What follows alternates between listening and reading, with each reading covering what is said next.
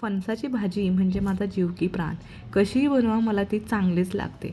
आणि तुम्हाला माहिती आहे का, या सीझनमध्ये ना गावाकडे आठवड्यातून 2 ते 3 वेळा फणसाची भाजी ही बनवलीच जाते.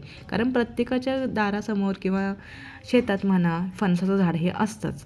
आणि मग जवळच्या जवळ आपण मार्केटमध्ये जाऊन भाजी आणणार आणि करणार. त्यामुळे ही भाजी खूप स्वस्त पण पडते आणि तुम्हाला माहिती आहे का, ह्यामध्ये खूप सारे पौष्टिक घटक पण असतात. तर कशी बनवायची?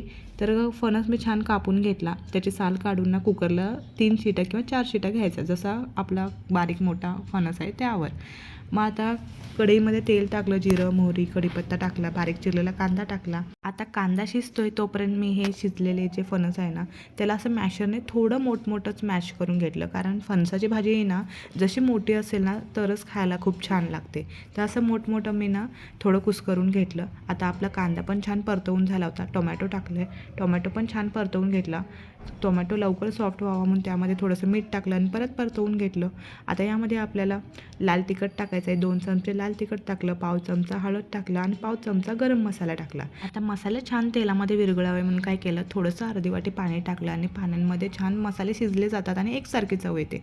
तर पाणी टाकून नंतर छान तेल सुटेपर्यंत असं परतून घेतलं आणि मॅश केलेला हा फणस यामध्ये टाकायचा. आता हा मॅश केलेला म्हणा किंवा कुस्करलेला म्हणा, कसं पण आपण काप करून पण टाकू शकतो. पण मी नेक्स्ट व्हिडिओमध्ये ना तुम्हाला वेगळ्या स्टाईलची थोडीशी रेसिपी करून दाखवेन. आता वरतून बारीक चिरलेली कोथिंबीर टाकायची आणि एकदा परतवून ना गरमागरम भाकरीसोबत खायला बसायचं. मला ना ज्वारीच्या भाकरीसोबत फणसाची भाजी खायला खूप आवडते. आणि तुम्हाला?